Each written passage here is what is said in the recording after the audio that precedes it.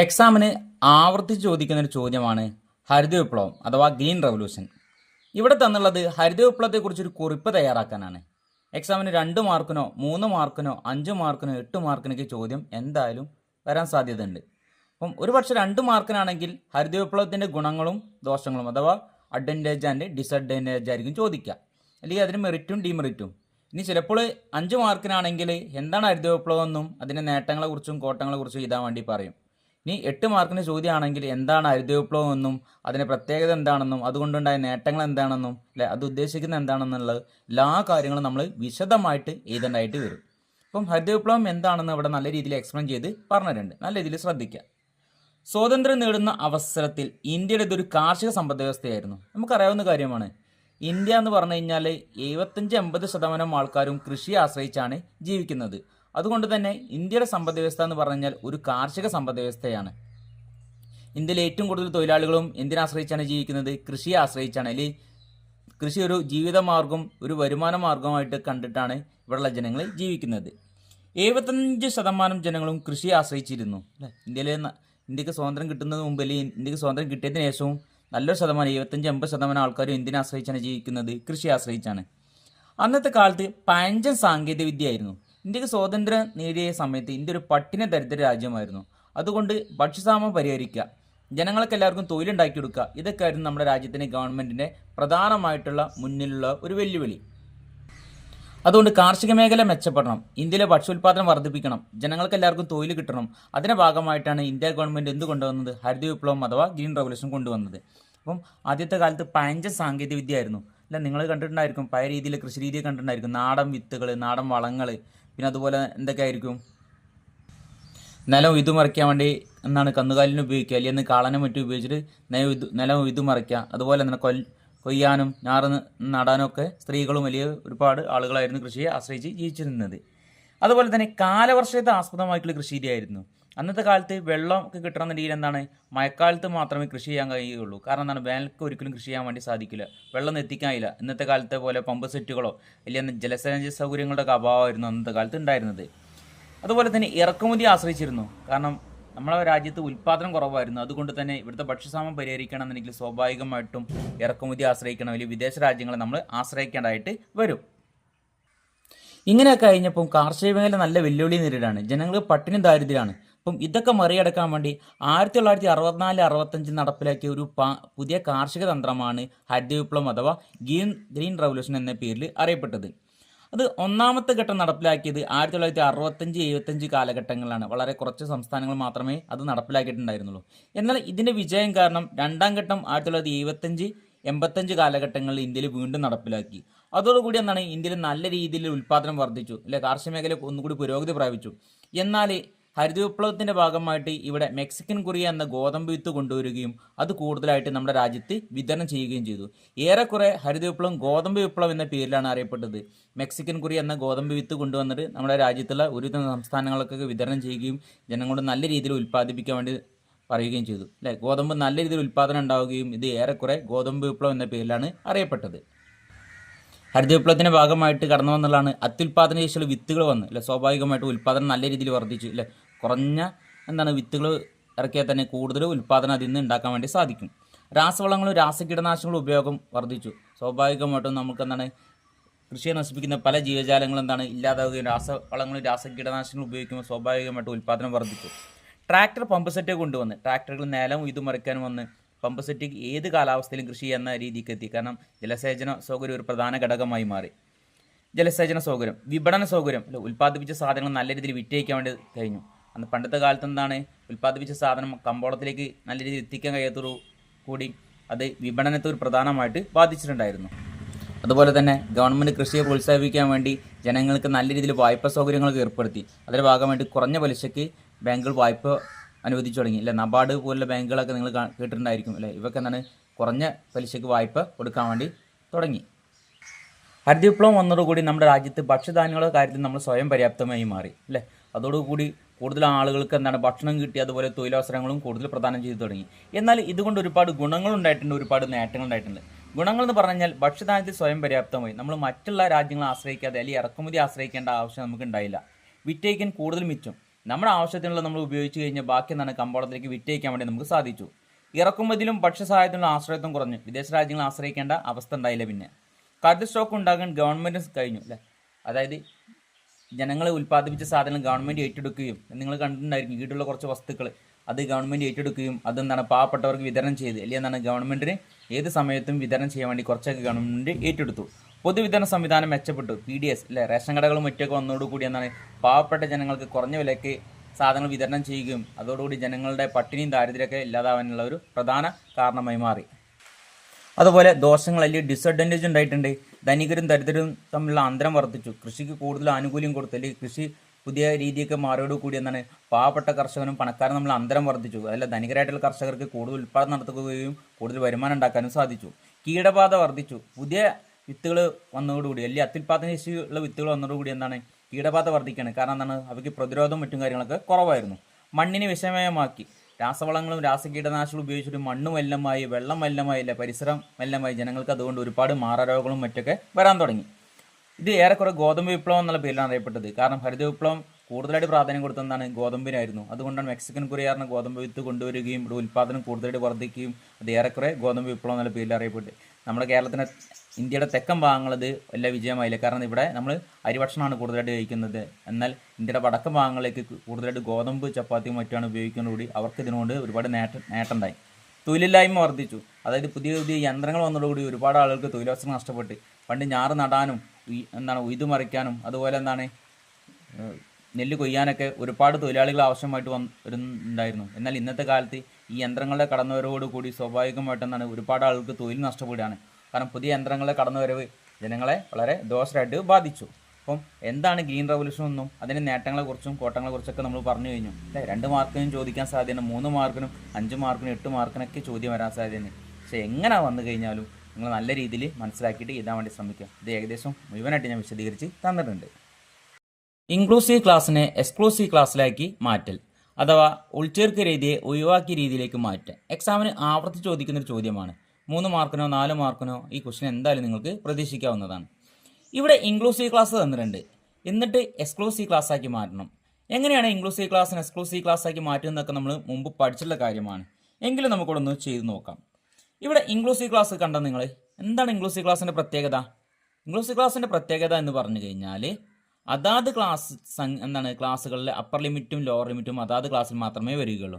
ഇവിടെ 2ഉം 4 തന്നിട്ടുണ്ട്. എന്നാൽ രണ്ടാമത്തെ ക്ലാസ്സിൽ 6ഉം 8ഉമാണ് തന്നിട്ടുള്ളത്. അതുകൊണ്ട് നമുക്ക് കുറച്ച് ഫ്രീക്വൻസികൾ തരികയാണെങ്കിൽ അല്ലെങ്കിൽ കുറച്ച് സംഖ്യകൾ തരികയാണെങ്കിൽ 2ഉം 4ഉം അതാത് ക്ലാസ്സിൽ മാത്രമേ വരുള്ളൂ. എന്നാൽ 6ഉം 8ഉം രണ്ടാമത്തെ ക്ലാസ്സിലാണ് വരിക. ഇവിടെ നിങ്ങൾ നോക്കിക്കഴിഞ്ഞാൽ 4 എന്നൊരു സംഖ്യ വന്നു കഴിഞ്ഞാൽ ഇവിടെ ഒന്നാമത്തെ ക്ലാസ്സിലെ പരിഗണിക്കാം. എന്നാൽ എക്സ്ക്ലൂസീവ് ക്ലാസ്സിൻ്റെ പ്രത്യേകത നിങ്ങൾക്കറിയാം. 2 to 4 ആണെങ്കിൽ 4 to 6, 6 to 8 പറഞ്ഞുള്ള ക്ലാസ്സുകളായിരിക്കും തരിക. ഒരു തുടർച്ച ഉണ്ടായിരിക്കും. എന്നാൽ ഇൻക്ലൂസീവ് ക്ലാസ്സിന് എന്താണ് ഒരു തുടർച്ചയല്ല. അതിനിടയിൽ ചിലപ്പം ചില സംഖ്യകൾക്ക് ഗ്യാപ്പ് വരാൻ സാധ്യതയുണ്ട്. ഇല്ല എന്താണ് ഒരു ക്ലാസ്സിൻ്റെ അപ്പർ ലിമിറ്റ് രണ്ടാമത്തെ ക്ലാസ്സിൻ്റെ ലോവർ ലിമിറ്റായി മാറില്ല. ഒരു ക്ലാസ്സിലെ വലിയ സംഖ്യ രണ്ടാമത്തെ ക്ലാസ്സിലെ ചെറിയ സംഖ്യയായി മാറില്ല. അതിനാണ് നമ്മൾ ഇൻക്ലൂസീവ് ക്ലാസ് എന്ന് പറയുന്നത്. ഇനി ഇത് എങ്ങനെയാണ് നമുക്കൊന്ന് ചെയ്തു നോക്കാം. എക്സ്ക്ലൂസീവ് ക്ലാസ് ഇപ്പം നിങ്ങളിവിടെ നോക്കിക്കഴിഞ്ഞാൽ നമുക്കിത് പെട്ടെന്ന് തന്നെ മനസ്സിലാക്കാവുന്നതാണ്. ഇവിടെ നിങ്ങൾ ശ്രദ്ധിക്കേണ്ടത് ഇൻക്ലൂസീവ് ക്ലാസ്സിൻ്റെയും എക്സ്ക്ലൂസീവ് ക്ലാസ്സിൻ്റെയും പ്രത്യേകത എന്താണെന്ന് നിങ്ങൾക്ക് അറിയാവുന്ന കാര്യമാണ്.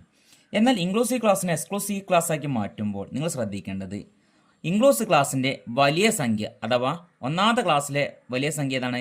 2 to 4 എന്നാണ്, 2 to 4 എന്നാണ്. ഇതിൽ 4ആണ് ഇവിടുത്തെ വലിയ സംഖ്യ.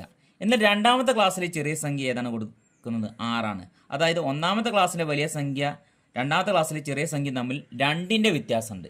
അപ്പോൾ നിങ്ങൾ ചെയ്യേണ്ടത് എന്തെന്ന് വെച്ച് കഴിഞ്ഞാൽ രണ്ടാമത്തെ ക്ലാസ്സിലെ ചെറിയ സംഖ്യ ആദ്യം പരിഗണിക്കുക 6 മൈനസ് ഒന്നാമത്തെ ക്ലാസ്സിലെ വലിയ സംഖ്യ ഏതാണ്? 4/2. അപ്പോൾ നിങ്ങൾ എന്താണ് 6 നിന്ന് 4 മൈനസ് ചെയ്ത് കഴിഞ്ഞാൽ നിങ്ങൾക്ക് എന്ത് കിട്ടും? 2. 2/2 എന്ത് കിട്ടും? 1 എന്ന് കിട്ടും. അപ്പം ഒന്നാമത്തെ ക്ലാസ്സിലെ വലിയ സംഖ്യയും രണ്ടാമത്തെ ക്ലാസ്സിലെ ചെറിയ സംഖ്യയും തമ്മിലുള്ള വ്യത്യാസം കണ്ടതിന് ശേഷം 2 കൊണ്ട് നിങ്ങൾ ഡിവൈഡ് ചെയ്യുക. അപ്പോൾ നിങ്ങൾക്ക് എന്ത് കിട്ടും? 1 എന്ന് കിട്ടും. ഇനി നിങ്ങൾ ചെയ്യേണ്ടത് ഓരോ ക്ലാസ്സിൻ്റെ വലിയ സംഖ്യയോട് കൂടി ഈ 1 കൂട്ടുകയും ചെറിയ സംഖ്യയിൽ നിന്ന് 1 കുറയ്ക്കുകയും ചെയ്യുക. ഇപ്പം നിങ്ങൾക്ക് ആദ്യത്തെ ക്ലാസ്സിൻ്റെ വലിയ സംഖ്യയും രണ്ടാമത്തെ ക്ലാസ്സിൻ്റെ ചെറിയ സംഖ്യയും തമ്മിലുള്ള വ്യത്യാസം കണ്ടു. അപ്പം എന്നിട്ട് അതിനെ 2 കൊണ്ട് ഡിവൈഡ് ചെയ്ത് കഴിഞ്ഞപ്പോൾ നമുക്ക് 1 എന്ന് കിട്ടി. ഈ 1 എന്ന് കിട്ടിക്കഴിഞ്ഞാൽ നിങ്ങൾ ചെയ്യേണ്ടത് ഓരോ ക്ലാസ്സിൻ്റെ വലിയ സംഖ്യയോട് കൂടി ആ ഒന്ന് കൂട്ടുകയും ചെറിയ സംഖ്യയിൽ നിന്ന് ഒന്ന് കുറയ്ക്കുകയും ചെയ്യുക. അപ്പോൾ നിങ്ങൾ എന്തായി കിട്ടും? ഇവിടെ നോക്കുക, 2ൽ നിന്ന് 1 കുറച്ച് കഴിഞ്ഞാൽ 1, 4 എന്തായി മാറും? വലിയ സംഖ്യയിലേക്ക് 1 കൂട്ടുക, അപ്പോൾ എന്ത് കിട്ടും? 5.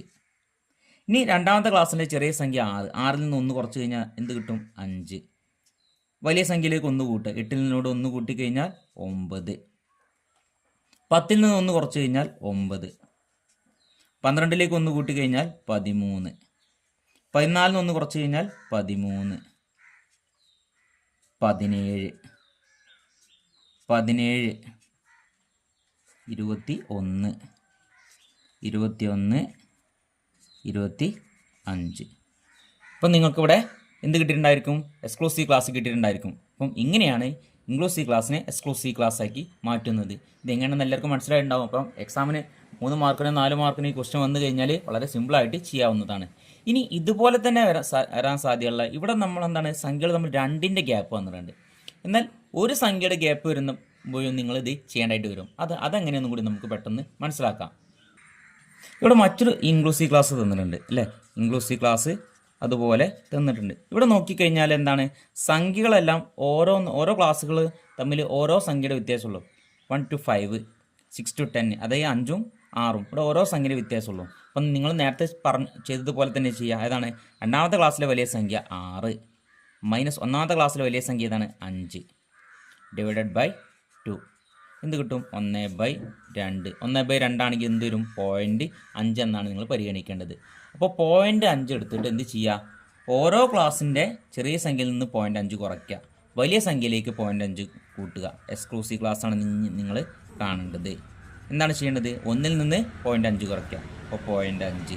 1ൽ നിന്ന് 0.5 കുറച്ചാൽ 0.5 കിട്ടും. 5ലേക്ക് 0.5 കൂട്ടിയാൽ 5.5.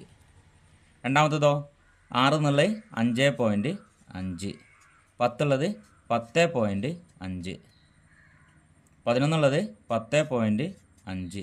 15 15.5. 16 ഉള്ളത് 15.5. 20.5. 20.5. 25.5. 25.5. 30.5. അപ്പം ഇൻക്ലൂസീവ് ക്ലാസ്സും എക്സ്ക്ലൂസീവ് ക്ലാസ് എങ്ങനെ ചെയ്യുന്ന എല്ലാവർക്കും മനസ്സിലായിട്ടുണ്ടാവും. ഈ 2 രീതിയിൽ ഏതിലൊരു രീതിയായിരിക്കും എക്സാമിന് എന്തായാലും ചോദിക്കുക. നല്ല രീതിയിൽ പഠിച്ച് മനസ്സിലാക്കി പോയി എക്സാം നല്ല രീതിയിൽ അറ്റൻഡ് ചെയ്യാൻ വേണ്ടി ശ്രമിക്കുക. ഇൻക്ലൂസീവ് ക്ലാസ്സിൽ എക്സ്ക്ലൂസീവ് ക്ലാസ്സിൽ എന്തെങ്കിലും ഡൗട്ട് ഉണ്ടെങ്കിൽ നിങ്ങൾ എന്ത് ചെയ്താൽ മതി? കമൻറ്റ് ബോക്സിൽ രേഖപ്പെടുത്തിയാൽ മതി. എക്സാമിന് 2 മാർക്കിനോ 3 മാർക്കിനോ ആവർത്തിച്ച് ചോദിക്കുന്നൊരു ചോദ്യമാണ് സാമ്പത്തിക ശാസ്ത്രത്തിൽ സാംഖികത്തിൻ്റെ പങ്ക് വ്യക്തമാക്കുക. Importance of statics in economics. എക്കണോമിക്സിൽ സ്റ്റാറ്റിക്സിൻ്റെ പ്രാധാന്യം എന്താണെന്ന് എഴുതാൻ വേണ്ടി ചോദിക്കാറുണ്ട്. 2 മാർക്കിനോ 3 മാർക്കിനോ ഈ ക്വസ്റ്റ്യൻ നിങ്ങൾ 100% എക്സാമിന് പ്രതീക്ഷിക്കാവുന്നതാണ്. ആഫ്റ്റർ എക്സാമിനേഷന് ചോദിക്കാൻ സാധ്യത, മോഡലിനും പബ്ലിക്കിനൊക്കെ ഈ ചോദ്യം എന്തായാലും വരും. എല്ലാ എക്കണോമിക്സിൻ്റെ എക്സാമിനും ഈ ചോദ്യം വരാറുണ്ട്. ഒന്നാമത്തത് സാമ്പത്തിക പ്രശ്നങ്ങൾ കൈകാര്യം ചെയ്യാൻ വേണ്ടി സ്റ്റാറ്റിക്സ് ഉപയോഗിക്കും അല്ലേ? എക്കണോമിക്സിൻ്റെ അല്ലെങ്കിൽ എന്താണ് പ്രശ്നങ്ങൾ, അല്ലെങ്കിൽ നമ്മുടെ രാജ്യത്തിൻ്റെ സാമ്പത്തികപരമായിട്ട് എന്തെങ്കിലും പ്രശ്നങ്ങൾ ഉണ്ടെന്നുണ്ടെങ്കിൽ അത് കൈകാര്യം ചെയ്യാൻ വേണ്ടി എന്താണ് നമ്മൾ ഉപയോഗിക്കുക? സ്റ്റാറ്റിക്സ് നിർബന്ധമാണ്. കാരണം അവിടെ സംഖ്യകൾ എന്തായാലും നമ്മൾ ഉപയോഗിക്കേണ്ടതായിട്ട് വരും. സങ്കീർണമായ വിവരങ്ങളെ ലളിതമായ രീതിയിലേക്ക് മാറ്റാം അല്ലേ? വളരെ വിശാലമായിട്ടുള്ള അല്ലെങ്കിൽ എന്താണ് ഏറ്റവും ബുദ്ധിമുട്ടേറിയ പ്രശ്നങ്ങളെ അല്ലെങ്കിൽ വിവരങ്ങളെ നമുക്ക് എന്താണ് പെട്ടെന്ന് മനസ്സിലാക്കാൻ ടേബിളുകളും ഗ്രാഫുകളും ആക്കി നിങ്ങൾ കണ്ടിട്ടുണ്ടായിരിക്കും അല്ലേ? വലിയ വിശാലമായിട്ടുള്ള വിവരങ്ങളെ പെട്ടെന്ന് ചുരുക്കി മനസ്സിലാക്കാൻ വേണ്ടി സാധിക്കും. ബൃഹത്തായ ഡാറ്റ എളുപ്പത്തിൽ മനസ്സിലാക്കാൻ വേണ്ടി സാധിക്കും. അതായത് വളരെ വിശാലമായിട്ടുള്ള വളരെ വൈഡായിട്ടുള്ള വിവരങ്ങളെ നമുക്ക് എന്താണ് പെട്ടെന്ന് മനസ്സിലാക്കാൻ വേണ്ടി സാധിക്കും. ഇറക്കുമതി കയറ്റുമതി താരതമ്യം ചെയ്യാം. ഒരു രാജ്യം എത്ര കയറ്റുമതി ചെയ്തു, എത്ര ഇറക്കുമതി ചെയ്തൊക്കെ സംഖ്യകളിലൂടെ നമുക്ക് രേഖപ്പെടുത്താവുന്നതാണ്. അങ്ങനെയാണെങ്കിൽ രാജ്യത്തിന് അവിടെ മെച്ചമാണോ ഉണ്ടായിട്ടുള്ളത്, അല്ലെങ്കിൽ സർപ്ലസ് ആണോ, അല്ലെങ്കിൽ എന്താണ് ഡെഫിസിറ്റ്, അല്ലെങ്കിൽ നഷ്ടമാണോ, അല്ലെങ്കിൽ കമ്മിയാണോ എന്നൊക്കെ നമുക്ക് മനസ്സിലാക്കാൻ വേണ്ടി സാധിക്കും. ഭാവി പദ്ധതികൾ രൂപകൽപ്പന ചെയ്യാൻ വേണ്ടി സാധിക്കും അല്ലേ? നമുക്ക് പുതിയ പ്ലാനിങ്ങും മറ്റും കാര്യങ്ങളും കൊണ്ടുവരുമ്പോൾ എന്താണ് അതുമായിട്ടുള്ള ബന്ധപ്പെട്ട ഒരുപാട് കാര്യങ്ങൾ. ഇപ്പോൾ നമ്മളൊരു വീട് ഉണ്ടാക്കുമ്പോൾ നിങ്ങൾ പ്ലാൻ വരയ്ക്കുന്നത് കണ്ടിട്ടുണ്ടായിരിക്കും. അവിടെയൊക്കെ എന്താണ് ഫുള്ള് സംഖ്യാസംബന്ധമായിട്ട് റൂം എത്ര സ്ക്വയർ ഫീറ്റ് വേണം, അല്ലെങ്കിൽ വീട് എത്ര സ്ക്വയർ ഫീറ്റ് വേണം, അല്ലെങ്കിൽ ഓരോന്നിനും അളവും കാര്യങ്ങളൊക്കെ രേഖപ്പെടുത്താറുണ്ട്. വികസന പ്രവർത്തനത്തിൽ നയരൂപീകരണം നടത്താൻ വേണ്ടി അല്ലെ? ഓരോ രാജ്യത്തിൻ്റെ വികസന പ്രവർത്തനങ്ങൾ അതിൻ്റെ കാര്യങ്ങളെക്കുറിച്ചൊക്കെ കൂടുതൽ മനസ്സിലാക്കാൻ വേണ്ടിയും അല്ലെ അത് എങ്ങനത്തെ രീതിയിൽ കൊണ്ടുവരണമെന്നും അല്ലെ അതിൻ്റെ എല്ലാ ഗുണങ്ങളും അതിൻ്റെ ദോഷങ്ങളെക്കുറിച്ചും എല്ലാം മനസ്സിലാക്കാൻ വേണ്ടിയും ഒക്കെ നമ്മൾ എന്താണ് സ്റ്റാറ്റിക്സ് ഉപയോഗിക്കും. അല്ലെങ്കിൽ എന്താണ് സംഖ്യാസംബന്ധമായിട്ടുള്ള വിവരങ്ങളാണ് നമ്മൾ ഇവിടെയൊക്കെ കൂടുതലായിട്ട് ഉപയോഗിക്കാറുള്ളത്. അപ്പം എക്കണോമിക്സിന് എന്തായാലും 3 മാർക്കിനോ 4 മാർക്കിനോ ഈ ക്വസ്റ്റ്യൻ പ്രതീക്ഷിക്കാവുന്നതാണ്. ഫ്രീക്വൻസി ഡിസ്ട്രിബ്യൂഷൻ തയ്യാറാക്കുക. എക്സാമിന് ആവർത്തിച്ച് ചോദിക്കുന്ന ഒരു ചോദ്യമാണ് ഇവിടെ ടാലി തയ്യാറാക്കാൻ വേണ്ടി. എല്ലാ എക്സാമിനും എക്കണോമിക്സിന് +1 എല്ലാ എക്സാമിനും ഈ ക്വസ്റ്റിന് ആവർത്തിച്ച് ചോദിക്കാറുണ്ട്. ഇവിടെ കുറച്ച് സംഖ്യകൾ തന്നിട്ടുണ്ട്. എന്നിട്ട് നിങ്ങളോട് ഒരു ഫ്രീക്വൻസി ഡിസ്ട്രിബ്യൂഷൻ തയ്യാറാക്കാൻ വേണ്ടിയാണ് പറഞ്ഞത്. ഇവിടെ തന്നിട്ടുള്ളത് എത്രയാണ് അല്ലെങ്കിൽ ഏത് രീതിയിലുള്ള ഫ്രീക്വൻസി ഡിസ്ട്രിബ്യൂഷൻ അല്ലെങ്കിൽ ക്ലാസ് എത്രയാണ് എടുക്കണമെന്ന് ചോദിച്ചിട്ടില്ല. ഇവിടെ ഞാൻ ക്ലാസ് 10 എടുത്തുകൊണ്ടുള്ള ഒരു ഫ്രീക്വൻസി ഡിസ്ട്രിബ്യൂഷനാണ് തയ്യാറാക്കാൻ പോകുന്നത്. നിങ്ങളോട് ചിലപ്പം ക്ലാസ് 5 ആയിട്ടോ അല്ലെങ്കിൽ 7 ആയിട്ടോ 8 ആയിട്ടോ 10 ആയിട്ടോ 20 ആയിട്ടോ ഏത് രീതിയിലുള്ള ചോദ്യങ്ങൾ ചോദിക്കാൻ സാധ്യതയുണ്ട്. അപ്പം അതിനനുസരിച്ചുള്ള ഒരു ക്ലാസ്സും ഫ്രീക്വൻസിയാണ് നിങ്ങൾ നിർമ്മിക്കേണ്ടത്. അതുപോലെ ടാലി നമ്മൾ ഇവിടെ ചെയ്യേണ്ടതായിട്ട് വരും. അപ്പം നമ്മൾ ആദ്യം തന്നെ ഇവിടെ ഏറ്റവും ചെറിയ സംഖ്യ ഏതാണെന്ന് നോക്കുക. ഏറ്റവും ചെറിയ സംഖ്യയായിട്ട് തന്നിട്ടുള്ളത് 100 അതുപോലെ തന്നെ ഏറ്റവും വലിയ സംഖ്യയായിട്ട് തന്നിട്ടുള്ളത് 168 അപ്പം ഇത് ഉൾക്കൊണ്ടുകൊണ്ടുള്ള ഒരു ക്ലാസ് ആയിരിക്കണം നിങ്ങൾ നിർമ്മിക്കേണ്ടത്. അപ്പം ഇവിടെ 100 മുതൽ 168 വരെ അപ്പോൾ നമുക്ക് ഇഷ്ടമുള്ള രീതിയിൽ ക്ലാസ്സുകൾ നിർമ്മിക്കാവുന്നതാണ്. പക്ഷേ ഇവിടെ ഞാൻ പറഞ്ഞിട്ടുള്ളത് ക്ലാസ് 10 അകലമായി എടുത്തുകൊണ്ട് ഒരു ക്ലാസ്സാണ് നിങ്ങൾ നിർമ്മിക്കേണ്ടത്. അപ്പം 100 to 110, 110 to 120, 120 to 130, 130 to 140, 140 to 150, 150 to 160, 160 to 170 അതുവരെ എടുത്താൽ മതി. 170 വരെ എടുത്താൽ മതി. കാരണം എന്താണ്, ഇവിടെ 168 ഏറ്റവും വലിയ സംഖ്യ. അപ്പം 168 അതുപോലെ 100 വരുന്ന രീതിയിലുള്ള ഒരു ക്ലാസ് ആയിരിക്കണം നിങ്ങൾ നിർമ്മിക്കേണ്ടത്. ഇവിടെ നമ്മൾ ക്ലാസ് നിർമ്മിച്ചു കഴിഞ്ഞു അല്ലേ. ക്ലാസ് 100 to 110, 110 to 120, 120 to 130, 130, 140, 140, 150, 150, 160, 160, 170 എന്നുള്ള രീതിയിൽ ക്ലാസ് നിർമ്മിച്ചു കഴിഞ്ഞു. ഇനി നമുക്ക് ടാലിയും ഫ്രീക്വൻസിയും ചെയ്യണം. അപ്പോൾ ടാലി എങ്ങനെയാണ് ചെയ്യേണ്ടത്? ടാലി നിങ്ങൾ മുമ്പ് പഠിച്ചിട്ടുണ്ടായിരിക്കും എങ്ങനെ ചെയ്യലെന്ന്. അപ്പോൾ നമ്മളിവിടെ സംഖ്യകളൊക്കെ രേഖപ്പെടുത്തുമ്പോൾ നിങ്ങൾക്ക് കൂടുതലായിട്ട് മനസ്സിലാകും. 100 ഏത് ക്ലാസ്സിലാണ് വരിക നോക്കുക. ആദ്യത്തെ നമ്മൾ 100 നോക്കുന്നത്. 100 ഇങ്ങനെ കട്ട് ചെയ്തു. 100 ഏതിൽ വരും? 100 to 110 ഇത് വരിക, 100 വരിക. അപ്പോൾ നിങ്ങളിവിടെ ഒരു വരങ്ങനെ വരയ്ക്കുക. ഇതാണ് ഇങ്ങനെ രീതിയിലാണ് ടാലി ചെയ്യേണ്ടത്. ഇനി 125 എവിടെയാണ് വരിക നോക്കുക. 125 എവിടെയാണ് വരിക? 120നും 130നും ഇടയിലായിരിക്കും 125 വരിക. അപ്പോൾ നിങ്ങൾക്ക് നോക്കാവുന്ന 125 വരുന്നത് എവിടെയാണ്? 120നും 130നും ഇടയിൽ. അപ്പോൾ നമ്മളിതുപോലെ ഒരു വര വരച്ചു. ഇനി അടുത്ത എത്രയാണ്? 124. ഇവിടെ 125 ഇതുപോലെ വെട്ടണം. ഇനി 124 ഇവിടെ തന്നെയാണ് വരിക, 120 to 130. ഇനി അടുത്തത് 131 നിങ്ങൾ നോക്കേണ്ടത്. അടുത്ത എവിടെയാണ്? 131 എവിടെയാണ് വരിക? 130 to 140 എന്ത് വരിക? 131 വരിക. ഇനി 149 എവിടെയാണ് വരിക? 149 വരുന്നത് 140 to 150 എന്ത് വരിക? 149 വരിക. ഇവിടെ 120 എന്നൊരു സംഖ്യ നിങ്ങൾ കണ്ടിട്ടുണ്ടായിരിക്കും അല്ലേ. 120 എന്ന് പറഞ്ഞു കഴിഞ്ഞാൽ 110 to 120 ഉണ്ട്, 120 to 130 ഉണ്ട്. അപ്പോൾ നിങ്ങൾ ഒരിക്കലും ഇവിടെ എഴുതാൻ പാടില്ല 110 to 120 കൊണ്ടാണ് 120 അടയാളപ്പെടുത്താൻ പാടില്ല. പകരം എന്താ ചെയ്യേണ്ടത്? 120 to 130 ഏത് രേഖപ്പെടുത്തേണ്ടത്? 120. അപ്പോൾ നിങ്ങൾ എന്താണ് ചെയ്യേണ്ടത്? 120 to 130. ഇവിടെ 110 to 120 എന്ന് പറഞ്ഞു കഴിഞ്ഞാൽ 110 to 119.5 119.99 വരെ മാത്രമേ ഇവിടെ രേഖപ്പെടുത്താൻ പാടുള്ളൂ. 120 ആണെങ്കിൽ അത് എവിടെയാണ് വരിക? മൂന്നാമത്തെ ക്ലാസ്സിൽ, അഥവാ 120 to 130. 130 ആണെങ്കിൽ തൊട്ട് താഴെയുള്ള ക്ലാസ്സിലാണ് വരിക, 130 to 140. അതുപോലെ നിങ്ങൾ ശ്രദ്ധിക്കേണ്ടത് 4 കഴിഞ്ഞ് 5ാമത്തിന് നമ്മളിങ്ങനെ ക്രോസ് ചെയ്യുകയാണ് ചെയ്യുന്നത് അല്ലേ. 120 നമ്മളിവിടെ 5ാമത്തെ ഇവിടെ ക്രോസ് ചെയ്തു. ഇനിയും ബാക്കി അതുപോലെ നിങ്ങൾ രേഖപ്പെടുത്തണം. നമ്മളിവിടെ ടാലി മാർക്ക് എല്ലാം രേഖപ്പെടുത്തി കഴിഞ്ഞു. നേരത്തെ പറഞ്ഞ് 4 കഴിഞ്ഞ് 5ാമത്തെ നിങ്ങൾ ക്രോസ് ചെയ്യണമെന്ന് പറഞ്ഞ്, അത് കഴിഞ്ഞാൽ 6ാമത്തെ അടുത്ത ഇത് വരയ്ക്കണം, 7 വരയ്ക്കുക. അതുപോലെ ഇത് 10ാമത്തെ വരുമ്പോൾ വീണ്ടും ഇതുപോലെ ക്രോസ് ചെയ്യുക അല്ലേ. അതായത് 9 കഴിഞ്ഞ് 10ാമത്തെ വരുമ്പോൾ ഇതുപോലെ വീണ്ടും ക്രോസ് ചെയ്യുക. ഇനി നിങ്ങൾ ചെയ്തതൊക്കെ ശരിയാണെന്ന് അറിയണമെന്നുണ്ടെങ്കിൽ എന്ത് ചെയ്താൽ മതി?